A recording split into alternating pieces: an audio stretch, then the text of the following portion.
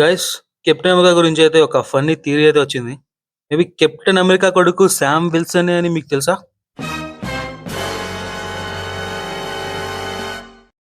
అంటే ఇన్‌స్టాగ్రామ్ లో వచ్చింది.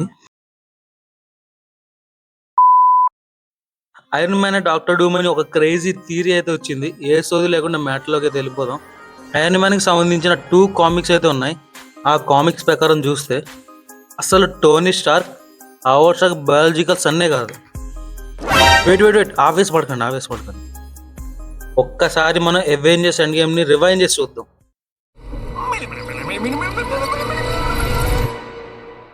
ఆ రోజు మన హెల్ప్ మమ్మ చేసిన పని వల్ల 2 సంఘటనలు అయితే జరిగాయి. ఒకటి, లోకి టెస్రెట్ తస్కరించేసాడు. 2, దాని వల్ల మన టోనీ అండ్ స్టీవ్ రోజర్స్ టెస్రెట్ దొరక్క మళ్ళీ 1970 జూలై 4th కి వెళ్ళారు. ఒకసారి వెళ్ళారు. ఓకే, జూలై 4th కి వెళ్ళారు. అయితే టోనీ టెస్రెట్ కోసం వచ్చినప్పుడు వాళ్ళ ఫాదర్ అయిన హోవర్డ్ స్టార్క్ ని కలుస్తారు కదా. యాక్చువల్ గా అవెంజర్స్ ఎండ్ గేమ్ లో ఒక డిలేటెడ్ సీన్ అయితే ఉంది. మన టోనీ స్టార్క్ 1970కి వెళ్ళినప్పుడు ఒక ఫోటో అయితే చూడాల్సి ఉంది, బట్ ఆ సీన్ అయితే డిలీట్ చేశారు. సో నేను విన్న లీక్స్ ప్రకారం ఏంటంటే హోవర్డ్ స్టార్క్ దగ్గరికి వెళ్ళినప్పుడే ఆ ఫోటో టోనీ స్టార్క్ అయితే చూస్తాడు అనమాట. బట్ అదే ఫోటో అనేది ఎవరికి తెలియదు. హార్వర్డ్ తన వైఫ్ ఇప్పుడు ప్రెగ్నెంట్ గా ఉంది అనగానే మన టోనీ స్టార్క్ ఎక్స్ప్రెషన్ చాలా వియర్డ్ గా ఉంటుంది. వై?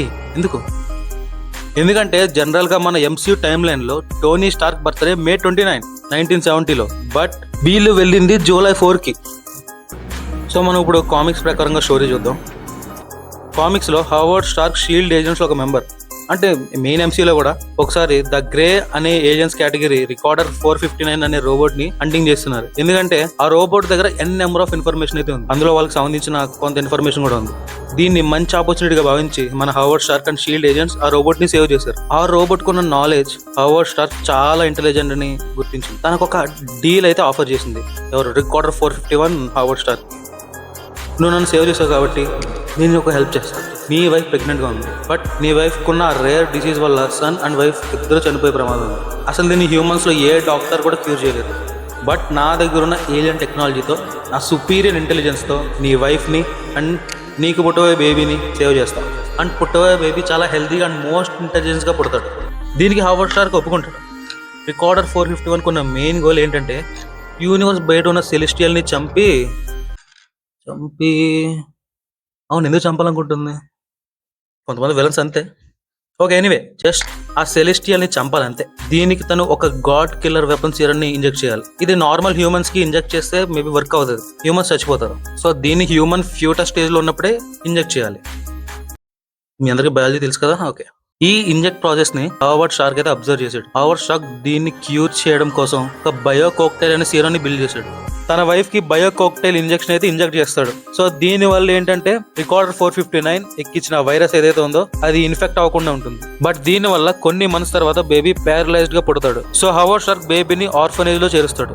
ఈ విషయం గానీ రికార్డర్ 451 కి తెలిస్తే, అదే టైంలో షీల్డ్ ఏజెంట్స్ అయిన అమాందా ఆర్మ్స్ట్రాంగ్ అండ్ జ్యూజ్ కి ఒక బేబీ అయితే పుడతాడు. యాక్చువల్ గా తనే టోనీ, బట్ జ్యూజ్ ఒక హైడ్రా ఏజెంట్ అవడంతో ఆర్మ్స్ట్రాంగ్ తన హస్బెండ్ అయిన జ్యూజ్ ని చంపి హైడ్రా నుండి తన బేబీ సేఫ్ గా ఉండాలని నిక్ ఫ్యూరీ దగ్గర మాట తీసుకుని చనిపోతుంది. కరెక్ట్ గా ఇదే టైంలో హోవర్డ్ స్టార్క్ కి నిక్ ఫ్యూరీ నుండి ఒక ఆఫర్ వస్తుంది. సో అలా ఆర్నో స్టార్క్ ప్లేస్ లో టోనీ స్టార్క్ ని అడాప్ట్ చేసుకుని టోనీ స్టార్క్ కి ఒక బయోలాజికల్ జీన్స్ ఇంజెక్ట్ అయితే చేశారు. సో దీని వల్ల వైఫ్ కూడా హ్యాపీగా ఉంటుంది అండ్ రికార్డర్ 459 కి అయితే డౌటే రాదు. సో ఇలా పైన టోనీని కిందకి అండ్ కింద ఉన్నారని మరింత కిందకి తీసుకొచ్చి ఆ రోబోట్ అయిన రికార్డర్ 451 ఏర్పాటు చేశారు. సో ఇప్పుడు అసలు మ్యాటర్ వద్దాం. టోనీ స్టార్క్ ఎప్పుడైతే ఎండ్ గేమ్ బ్యాటిల్ లో స్నాప్ వేశాడో అప్పుడే తన ఒక ఆమ్నిసెంట్ లాగా మారిపోతాడు. అంటే తన దగ్గర ఉన్న అన్ని ఇన్ఫినిటీ స్టోన్స్ వల్ల తనకి అన్ని తెలుసు. స్నాప్ వేసిన ఆ కాస్మిక్ ఎనర్జీ చాలా పెద్దది. సో దీన్ని ఆర్నో స్టార్క్ కూడా ఫీల్ అయ్యాడు. అంటే మేబీ తను డాక్టర్ డూమ్ కూడా అవ్వచ్చు. సో డాక్టర్ డూమ్ దగ్గర ఉన్న డ్రీమ్ వాకింగ్ పవర్ తో తన కాన్షియస్ ని టోనీ మైండ్ లోకి పంపించి మేబీ తనే ఒక డాక్టర్ డూమ్ గా మారచ్చు. And also Doctor Doom mask వేసుకుంటాడు. సో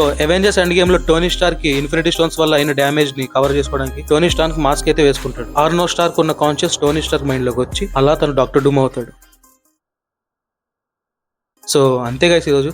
అండ్ ఇంకా కెప్టెన్ అమెరికా హైడ్రా కెప్టెన్ గా ఎలా మారుతాడో ఒక క్రేజీ లీక్ అయితే మన దగ్గర ఉంది. సో అది నెక్స్ట్ వీడియోలో మాట్లాడతాను. ప్లీజ్, ఇది నా ఛానల్లో మూవీ అప్డేట్స్ గురించి ఫస్ట్ వీడియో. సో ప్లీజ్ నచ్చితే జస్ట్ లైక్ చేయండి చాలు. సబ్స్క్రైబర్లు, షేర్లు అంటూ మిమ్మల్ని ఇబ్బంది పెట్టను. So that's it guys today. Okay, bye, see you later.